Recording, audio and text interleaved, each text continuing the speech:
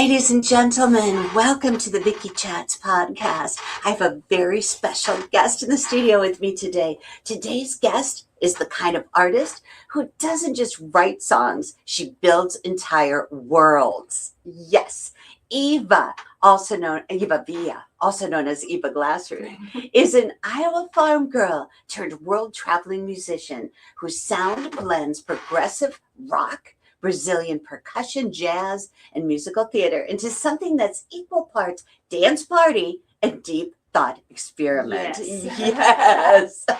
She's a psychologist, an explorer, a stand-up comedian, and storyteller who believes magic and music aren't just here to entertain you. Music is here to change your life. Yes. And her latest album, It Is a Happy Talent, isn't just a collection of songs. It's a jazz rock remix of her master's thesis, designed to help adults rediscover joy, play, and imagination. Buckle up, friends. This is going to be fun. Yes. Yes. Welcome, Oh, I'm Eva. so excited to be here. Oh, it's an honor and a pleasure to have you here. So let's start with the origin story. You've said that prior to 2024, you didn't even think of yourself as an artist. When you look back now, what changed and what clicked? Okay, so the big thing is I've been writing music since about 2016. Okay. Oh. But when I started, I was all about live performance. Yeah. I loved getting up on stage, making music, especially with friends. You know, if you can get like a drummer, a bass player, you're up on stage with friends, you're having a good time, you're connecting with an audience. For me, a good show isn't one where you got up and played the right notes and like we're proficient at your instrument. A good show is where you go to shows all the time. So you probably feel this too. When you feel like you've really connected with the audience, that is a good show. It feels like a conversation, not a performance, not look at me, but listen to us. We're up here like connecting and doing this together. Oh my gosh, So, I love that so much. So I love the live performance aspect of it. Yes. But when you're doing that, you know, it's not like, okay, what is the concept of Yes. like, you know, and also you're limited to writing that which you can play live on stage. Yes. And playing live on stage is different from playing in your bedroom. And Right. I didn't spend 6 hours a day practicing my whole adolescence. Ooh. So, you know, I got up, I would do these really fun shows, and I was getting great feedback on it. Like I was grocery shopping in Florida one time. Okay. And somebody came up to me and said, "Excuse me, are you Eva Via? Oh my gosh. I saw you last January at the Scallop Republic." And I was like, wow, what a huge compliment. Yes. To know that like I'm not the best guitar player out there. You know, there are people who did spend their whole of course. practicing all the time, and they remembered me. Oh, Of all the shows they went out to see. oh my gosh. So I loved that. And then in March 2024, I went down to New Orleans. What I thought was going to happen was oysters, cocktails, jazz. Mhm. What ended up happening was my hand got crushed and torn in half under a 9,000-pound trailer. Crushed under the trailer, and then when it rolled away, it took the top half of my hand with it. Oh, honey, no. And so that was the life event where, you know, I would say two things happened then. One is my head was about this far from my hand, a couple of inches. For those who are listening, not watching, it was like a couple of inches from my hand when this happened. And I thought, if I had been leaning slightly more forward, my head would have gotten crushed. Right. And every song I've ever written would have died with me. Right. So I never liked recording. I'm a mountain biker. I'm a surfer. I'm a basketball player, and I love live shows. When you record music, you go into a soundproof room by yourself, and you put headphones on, and you play very carefully to a click. You have to learn how to use all this software, and that's not fun. I don't like sitting in front of a computer, like downloading software and learning all these DAWs and everything. Right. So I just never cared about recording music. I would always rather be mountain biking, always rather be on stage than in a room by myself with my headphones on. Yeah. But because of this injury and this new like sense of mortality, I was like, even though I don't like it, I'm going to do it anyway. Oh, yes. And then the other thing that happened is my hand surgeon told me, by the way, just so you know, just because your fingers move now doesn't mean they'll still move in 3 months. Oh my gosh. Whenever you're not doing something, you should be playing guitar. Oh. Finger picking, not strumming. So between those two things, the guitar being a huge part of my physical therapy and this newfound determination to record, I started recording.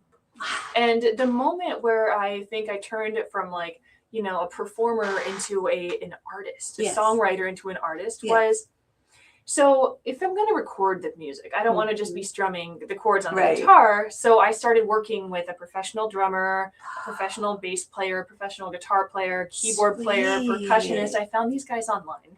Really? And it's literally a world-class team of musicians from all over the world. My percussionist lives in Brazil. My bassist is Brazilian. I've got a Costa Rican drummer and a Portuguese drummer, depending on the song. Oh, nice. And I'm half Portuguese. Oh, yeah. I've been learning Portuguese. It's a beautiful language. We have to get together and discuss. Oh, my God, we should. In the language, the native language. Yes. And I'm just trying to learn one word of Portuguese per hour that I've spent speaking in English to Portuguese and Brazilian guys. Oh, my gosh, I love it so much. Respect. But anyway, working with these literal world-class genius musicians, I can now write anything I want. I'm not limited to that which I can play.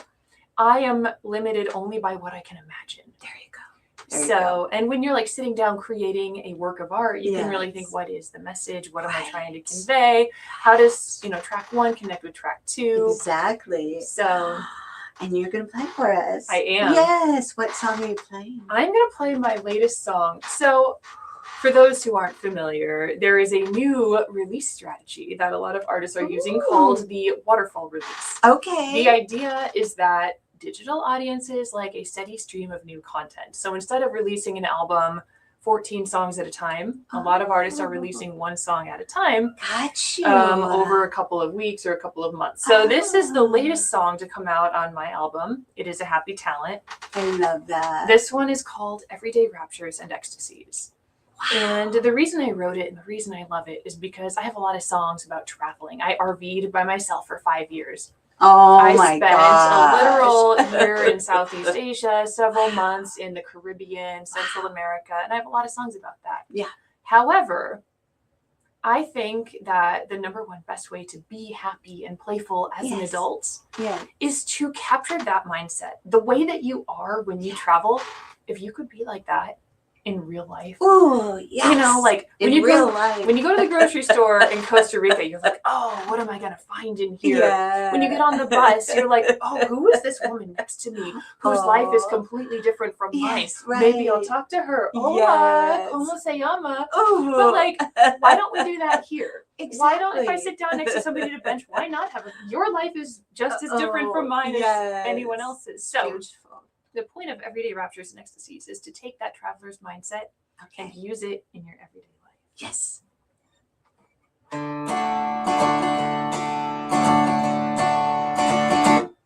He likes water. I like wine. He likes Cheetos. I'll take breed anytime. 10 p.m. He's closing his eyes. But I'll be here singing till the sunrise. I get muddy and never wash my sheets.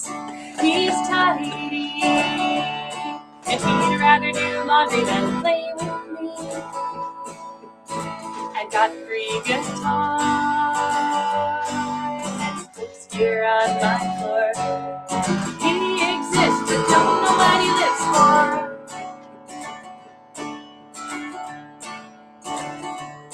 I live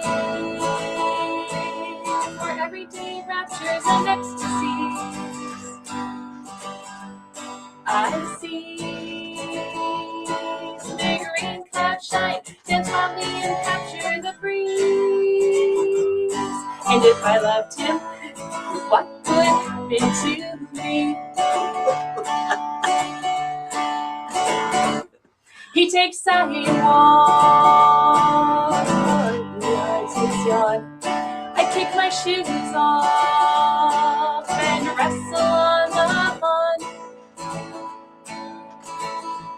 in a storm, my big love in the rain, but he'd run inside yelling like he's in pain.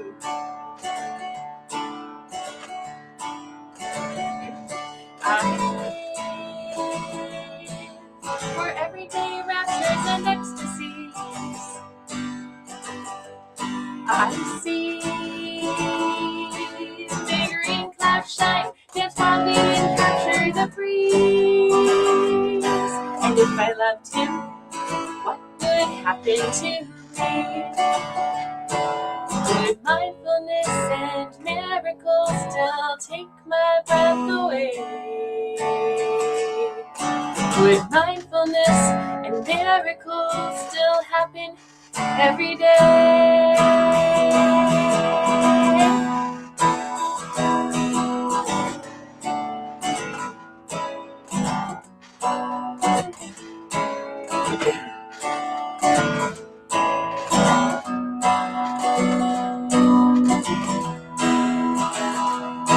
I live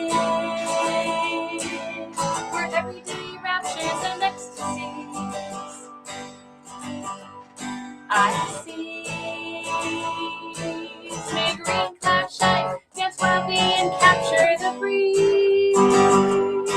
And if I loved him, what would happen to me? And if I loved him, what would happen to me? Ah, yes. Beautiful. Thank you. Profoundly so. Yes, thank you. So you have a degree in psychology. I do. So how does that background affect your songs? It affects so much of what I do. You know, obviously I have a strong background in this. I'm very opinionated about it. This album in particular is about my master's thesis, which was called The Happy Talent, a Prototype of the Playful Adult. Oh, I love the title. Thank you. Yes. I got into this because, well, they say, I'm so sorry. It's all they good. say that all of psychology research is really psychology research. Ooh. So there's obviously a component of this interest that came from me. I've always been very playful, but also I went to Stanford. Stanford has a ton of money, among other things. I mean, they have a larger endowment than a lot of nations. And they spend tens of millions of dollars every year making sure the students always have fun stuff to do. There's comedians. There's swing dancing lessons that are either free or really cheap. I learned how to whitewater kayak. I took a synchronized swimming class. Oh my gosh. So much. Swing, salsa, polka.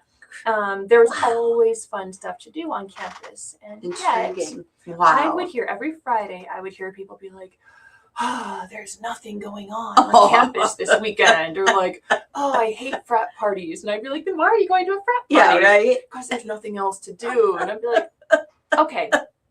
Clearly, there is some kind of disconnect here between the opportunities and resources that are available for fun and people's ability or willingness to recognize them. Exactly. So that became a master's thesis. Oh my gosh, I love it. The first thing I had to do was determine whether playfulness is a trait that you're born with. Was I born playful, or is it a skill? Did I learn how to be playful? Sure. And so, and you can't just assume anything in science. You have to prove it. Of course. So that was the first thing I did. And what I found is, first of all, playfulness is not a skill or a trait. It is a skill. Right. You learn it or not. Yes. So then the next question is, what happens to people who don't learn how to play? What happens to people who are not able to make satisfactory use of their free time? And the answer is every bad thing. Oh, literally every bad thing that can possibly happen to you is more likely to happen if you're not playful, including, you know, obvious psychological things, depression, anxiety, substance abuse, but also like physical things like back pain, digestive issues. You're more likely to have like health problems, physical health problems. If you're somebody who says, I wish I knew how to play more, or I don't make good use of my free time. So, you know, it's more than just like a silly little question like, oh, why don't the Stanford undergrads have more fun on the weekends? It's like, wow, solving this problem could reduce depression and anxiety and back pain and stomach pain. So and it's only gotten worse, by the way. You know, I graduated a couple of years ago, and since then, so many people are addicted to dopamine, addicted to their smartphones. Children's lives are very different. Yes, of course they are. So what's one simple way someone viewing us right now could start practicing playfulness today? I would say two things. One, if you're somebody who struggles a lot with like stress and negative emotions, what you should work on is cognitive reframing. So like when you're driving to work and someone cuts you off in traffic, you can be like, oh my God, that guy's so rude. How dare he? And then you get to work and you're like, your heart's beating, your blood pressure's up, your body is full of cortisols, and you're just like stressed. And now it's like, go be creative, go work on a team. It's not going to be so easy. Yeah. As if when the person cut you off, you could say, he's probably late for the most important interview of his life. Oh, how sweet. Or he's on his way to the hospital. His wife is having a baby. Oh, there you know, go. And now all of a sudden, instead of starting your day with this like super negative, like, oh, I am a victim of this rude person. Yeah. You show up and you're happy. I love it. So if you struggle with negative thoughts and like stress, road rage, this is a really good first start.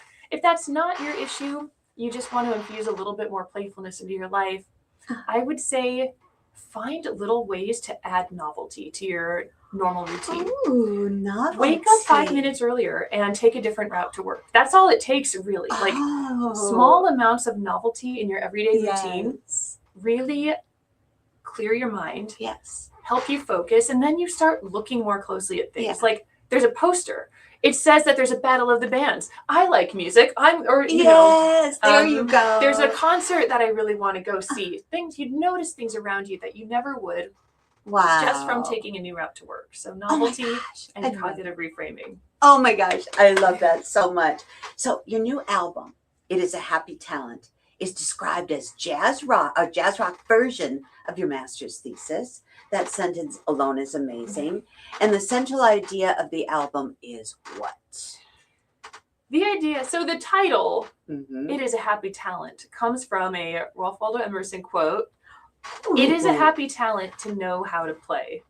And I love that because he wasn't a psychologist, you know, but he was an existentialist. But he was right. It is a happy talent. It's not a trait. It is a talent. You can learn it. I love it so the much. idea behind the album is to provide actionable examples, to highlight and celebrate positive qualities, and also provide examples. So like in track 2, if you hand me a hat while I'm dancing, which is not jazz rock, it is just pure traditional jazz. Okay.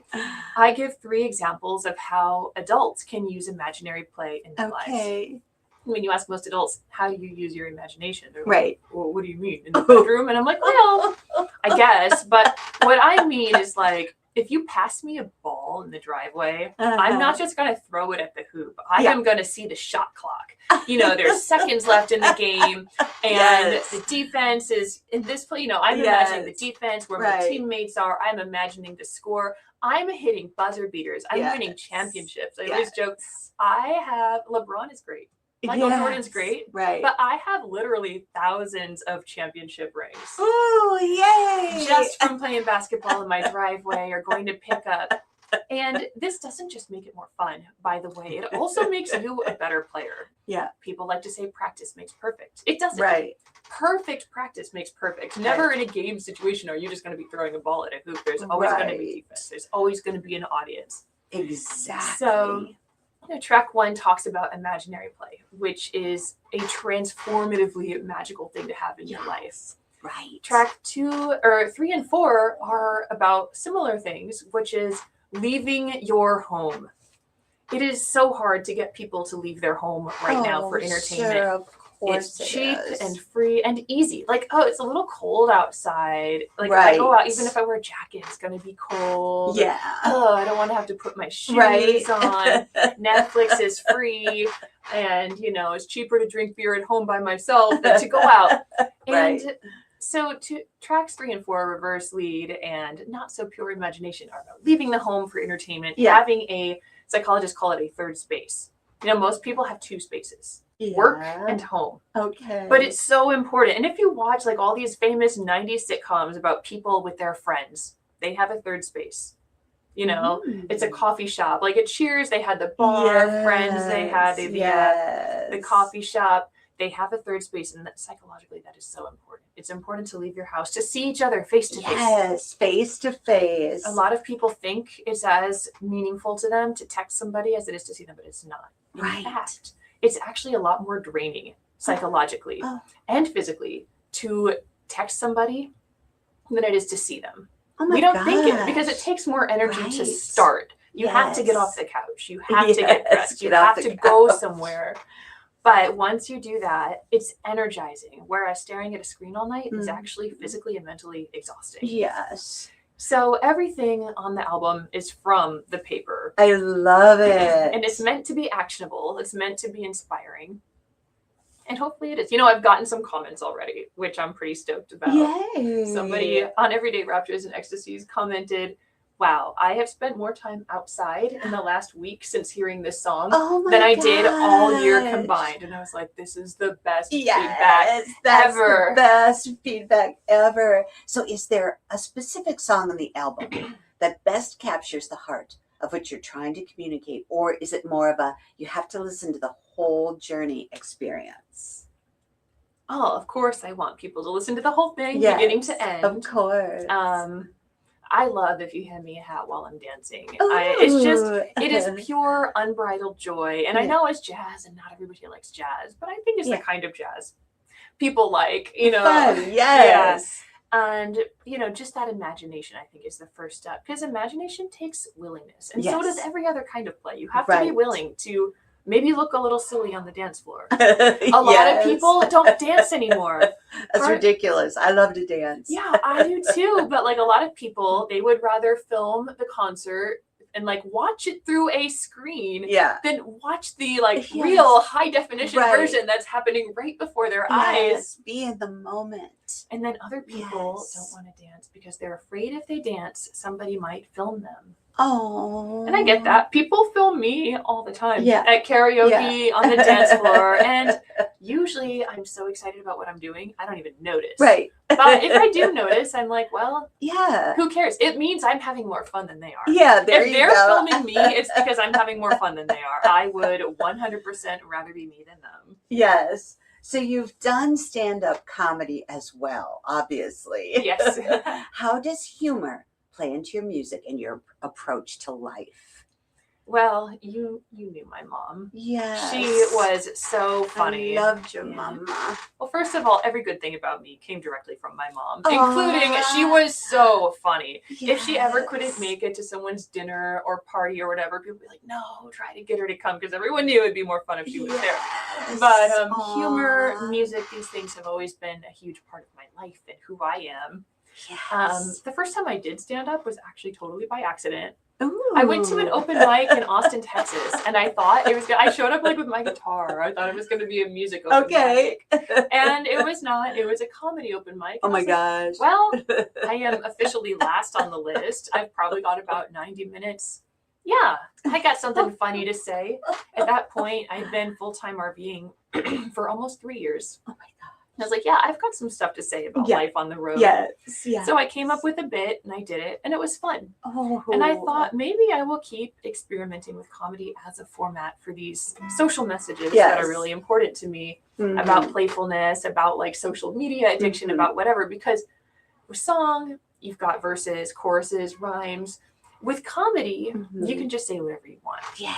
So I've experimented with that format.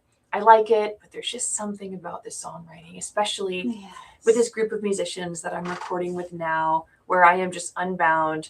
My imagination can go anywhere. Like, I couldn't pull off a really cool jazz song. I'm not a jazz musician. I can write it, but I can't. Yes. So, but in terms of the comedy and the music, it's almost always there. Like, I do have some songs that are only sad, but most of them are like unbridled joy. Yes. And if you break down what playfulness actually is, a sense of humor is like a component of play. Yeah. So a lot of times when I do live shows, people are laughing just from the title of the song. For example, I've got a song about an unfortunate incident that happened at a pickup basketball game. Ooh. And the song is called I Am the Unsung Hero of Arriaga Recreation Center. And usually you get at least one because it's ridiculous. It's so silly. Yeah. Or I have another song called Three Girls, but Only 2 Beers in the Car. And it's about these girls, they go mountain biking together. And everyone knows that female friendships are chill and non-competitive, and we ladies have very little to fight about amongst ourselves. But that's not always true. Yeah. When you're out for a ride with the girls and you realize there's N-1 beers, things get ugly and competitive real quick. I love that. So there's a lot of humor in the songs. Another kind of humor that you could not do in stand-up, you would have to be, is aural puns, A-U-R-A-L. Yeah. I love jokes that are not spoken, but like embedded in the actual music. Nice. And the example I give of that is I have this country song called 1316. Ooh. It is about a girl who doesn't need a man for anything. Yeah. Until she does. And the reason she needs a man is because she can't find her 1316 socket wrench. Oh. So whenever I talk... That's so cute. It's a really fun song. I love it. Especially because whenever I talk about the 1316, I do it in 1316. Yeah. Which is a time signature. It's really weird. You can't dance to it. But you can't dance to it. That's adorable. Well, some people can. There are like 2 Eastern European countries, I think, where they dance in 1316. Okay. But the rhythm is like 1, 2, 3, 4, 5, 6, 7, 8. 1, 2, 3, 4, 5. 1, 2, 3, 4, 5. Oh my 6, 7, 8. gosh. 1, 2, 3, 4, 5. But only when she's talking about the wrench. Oh my gosh. What do you think about 6, 7? You know, I like that the wild youth have I do too. a thing. I mean, I'm not going to lie. I think it's a little silly, but I have a 420 friend where whenever I look at the clock and it's 4:20, I'll text him and be like, 4:20. Oh my gosh, I love it. And, I'm not afraid to admit I also have a 69 friend. Like if I'm driving and I see like exit 69, I'll be like, exit 69. That's hilarious. So, I like to be like, oh, it's silly and ridiculous. Yeah. But I'm the same way. I love that so much. So who do you count among your greatest influence in life? My mom, obviously, like I said, every good thing about me. All the bad things came from somewhere else, but the good things all came from her. And I want to share with the audience that I met your mama through the YMCA. She was really, really involved in the Y, and she would bring you and the siblings into the Y. And I met you when you were a little tiny girl, and you were so precious, and how you looked at your mama with adoration. I always remember that. Yes, and she was such a beautiful woman, and she passed tragically way too young. Way too young. Oh, honey. So how did you come to grips with that grief? It's hard to say. I actually have an album coming out about grieving. Oh, let's talk about it. Okay, so in psychology, popularly, people say there's 5 stages of grief. Okay. Which is a ridiculous oversimplification. Yes. Grief isn't linear. It's not like A, B, C, D. Right. It's like A... When is this going to end? Right, Why am I still... Okay, B. Wait, back to A. Okay, D. Wait. No, we're back at B again. I was having... It's been 3 years. I was having the most wonderful Valentine's Day dinner ever. It was romantic and the food was great. And sweet. I was having a wonderful time with this guy. And then they brought out the dessert. Oh. And it was a parfait. Oh. And my mom made the best parfaits. Oh, she'd make them for breakfast, she'd make them for dessert. Sweet. And she was proud of them. And she had every right to be. Yes. So I was having the greatest Valentine's Day ever. And suddenly I'm holding back tears and at the table. Yes. And so when does grief end? Not after 5 stages. No. Not ever, really. Yeah. And so this album kind of explores grief in a deeper way. Yeah. And it does have a happy ending, but there you go. Something to look forward to. So how I handled that, honestly, so I've got 5 dogs right now. She had 2 dogs, and so she didn't know she was going to die. She had a 4-month-old puppy. She was healthy. So I had to get out of bed every day. I had to go to the beach. Yeah. I had to take the dogs because you can't just stop taking care of your dogs. Right. Without them, who knows what would have happened to me if I would have just stayed in bed all the time. I mean, it was horrible. Yes. I would go to bed, I would get in bed and just like not even sleep at night. I would think if I fall asleep, I'll never wake up. I am so sad that I'll probably die of sadness in my sleep. Oh. But those dogs were always so sensitive. They were full of cuddles, love, and so having them to take care of was huge. I love that. So back to the music. When listeners hear your music for the very first time, what do you hope happens to them emotionally or mentally by the end of the album? I would say that I hope they catch at least a little bit of the unbridled joy. There you go. That is the thing. The songs, if you listen to them, like some of them are reggae. Yeah. Some of them are progressive rock. Some of them are jazz. Some of them are literal metal. Right. So whatever genre it is, there is this element of like joy, playfulness, silliness. And so I hope people can walk away with that. I love that. So let's get personal for a moment. What's a pet peeve that instantly pulls you out of joy mode? Okay, I'll tell you one as a musician. Okay, yes. When you release a song and you've been planning this release, you recorded the songs, you mixed, you mastered, you worked really hard on this. And, I even work with a graphic designer on my album art. Nice. So much goes into this. Nice. And then you'll message a friend and be like, oh, my new song is out. And they'll say, congratulations. Literally anybody, like you could go online right now and upload a song to Spotify. That isn't like congratulations worthy. Yeah. If I send you the song, I want you to listen to the song. Yes. And this is true for every artist. You want to help us, go to our shows. If you can't go to our shows, listen to our song. Comment on it. Like it. Share it with someone who you think might like it. Don't tell me congratulations. Because to me, that basically sounds like your heart. Oh yeah, bless your heart. I love that. Okay, and then not music wise. Yeah, not music wise. Steamed broccoli. Oh, dude, broccoli is delicious and amazing. And then you take it and you put it in boiling water and you turn it into yellow mush. Yeah. Just roast it. Right. Or stir fry it. There are so many amazing, or eat it raw. There are so many good ways to eat broccoli. And then people are like, here's your steamed mushy vegetable. Oh my gosh. No, thank you. No, thank you. I would divorce a man who steamed my broccoli. Right? No discussion. This marriage is over. Oh my gosh. That's hilarious. Oh my gosh. Okay, so finally, where can listeners and viewers find you and your music online? And do you have any closing thoughts you'd like to leave with us today? Yes. So my music is everywhere where there is music. YouTube, Spotify, Amazon, Apple. My music name is Eva Via, V-I-A. Fun fact. I picked this name because my real name is Eva Glasrud. Can you spell that? Can you remember that? If you're a musician, you want people to be able to look you up. And talk about you. Yes. And Eva Glasrud is not conducive to this. Yes. So I came up with what I thought was a great music name. Yeah. Then I went to California and nobody could spell it because in California it would be V-I-L-L-A because everything's in Spanish there. Yes. And it's also a horrible music name because a lot of people search for music by talking. Hey Siri, play this. Hey Alexa, play this. Yes. And Alexa can't understand Eva Via. So advice to aspiring musicians, make sure Alexa can understand your name because people search by talking rather than typing. Right. And final thoughts for listeners. I'm going to go with a Proust quote. Okay.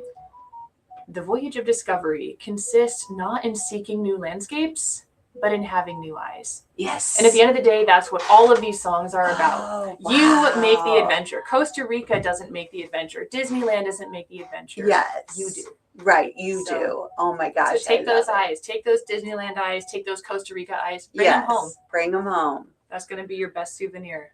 That's profoundly beautiful. Thank you so much, sweetheart. Thanks for having me. An honor and a pleasure. Will you do this with me again sometime? Of course. Yay, I love it. Okay, have a great day, everyone. Bye. Thank you for watching us.